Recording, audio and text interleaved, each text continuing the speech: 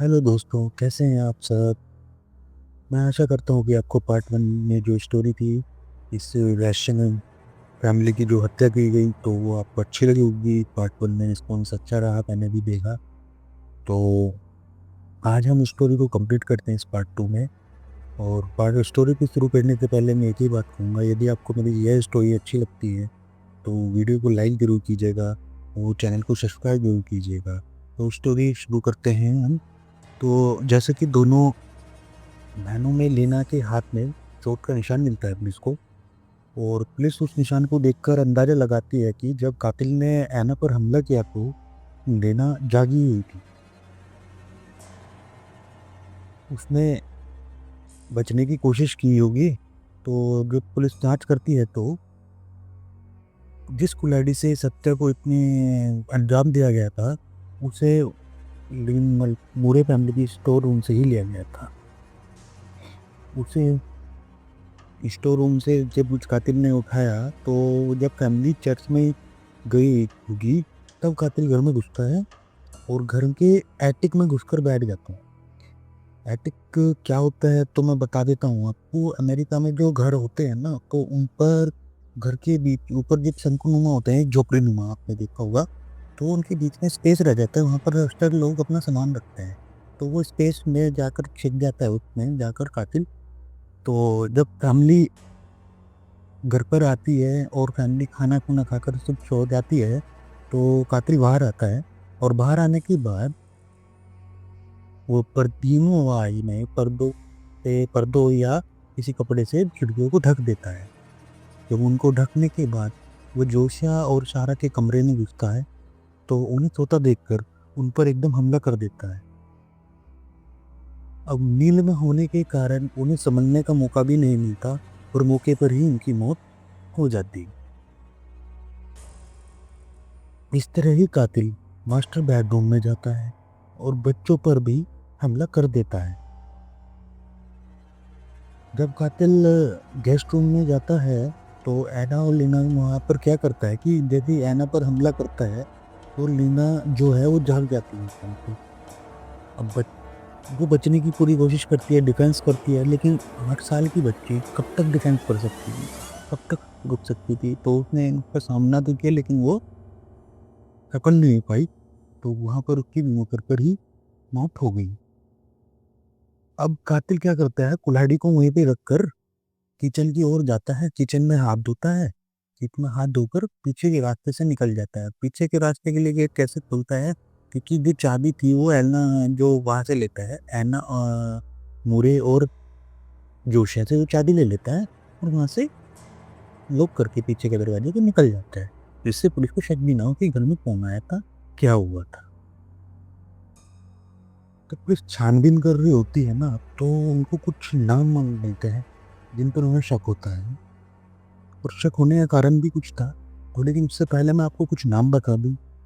Frank Jones, William मैनसेफील्ड, एड्रे शोवर, George केली और Henry लीमोन।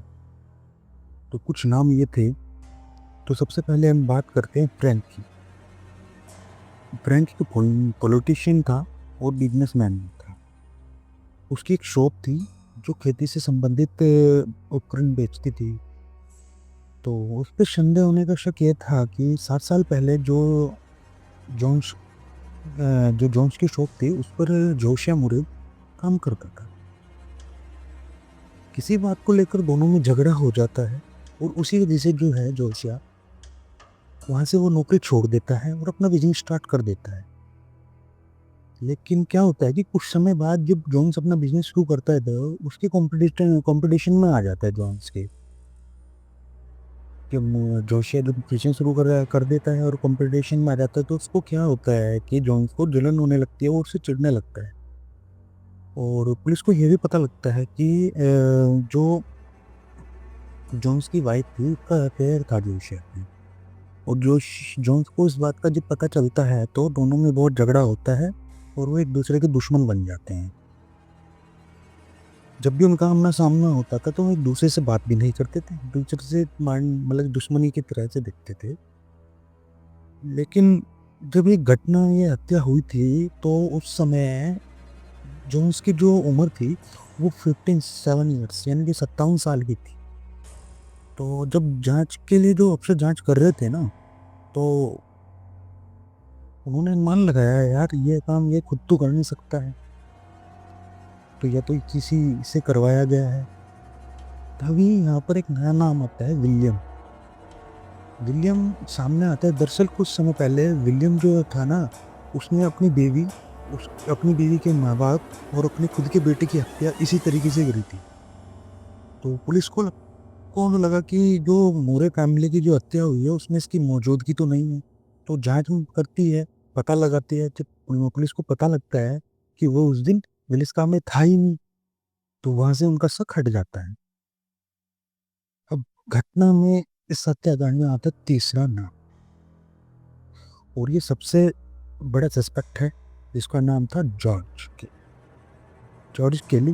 केली के नाम से मैं आपको बोलूंगा, ठीक है। यह व्यक्ति जो था मानसिक रूप से थोड़ा सा अलग ही था, मतलब कहते हैं ना कुछ अलग ही हटके है या हिला हुआ है, इसको ढीला है, तो वो अलग ही था।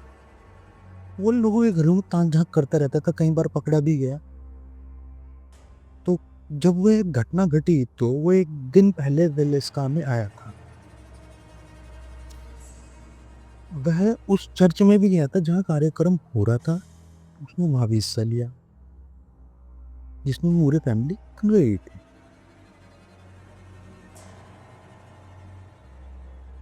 अब घटना वाले दिन मूरे फैमिली से, वह जो है ना मूरे फैमिली के घर से कुछ ही दूरी पर ठहरा हुआ था घटना वाले दिन।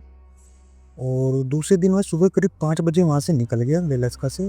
वह ट्रेन में जा रहा था, तो उसमें यात्रा कर रहे कपल्स थे, तो उनको बोलता है कि वेलेस्का में 8 लोगों की हत्या हुई है।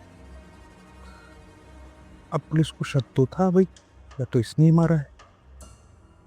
अब जब वेलेस्का छोड़ने के हफ्ते बाद उसने खुद जांच करने वाले जो है ना अफसरों को लेटर भेज दिया, लिख दिया कि जिस घर में 8 लोगों की हत्या हुई है या कुल्हाड़ी से मारा गया है, वो हत्या की आवाज़ मैंने सुनी, लेकिन जब उससे हत्या से जुड़ी जानकारी ली गई तो पुलिस को कुछ मिला नहीं, तो उसे पुलिस ने छोड़ दिया। अब पूरे फैमिली की जो हत्या को 2 साल हो चुके थे, लेकिन कुछ समझ में नहीं आ रहा था। तो केली एक बार दूसरे केस में पकड़ा जाता है, तो जो उसका स्टैंड होता है, वो अपने स्टैंड से मेल के जरिए अश्लील पिक्चर की डिमांड करता है, लेकिन मानसिक स्थिति ठीक ना होने के कारण उसको हॉस्पिटल में इलाज के लिए भेज दिया जाता है।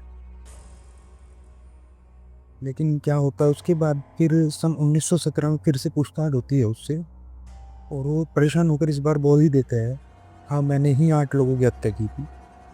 लेकिन जब उससे हम पुलिस कारण पूछते हैं कि भाई आपने मारा क्यों है, क्यों मारा था, तो उसका सीधा सा जवाब था, मेरे को भगवान ने कहा था इनको मेरे पास भेज दो, इन बच्चों को, तो मैंने इसलिए मार दिया।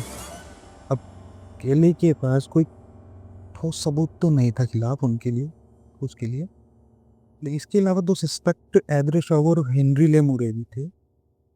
फैमिली से कोई संबंध नहीं था, के खिलाफ भी कोई ठोस सबूत नहीं मिला, तो उनका भी कोई फैमिली से कोई संबंध नहीं रहा। तो आज घटना के करीब 123 साल हो गए।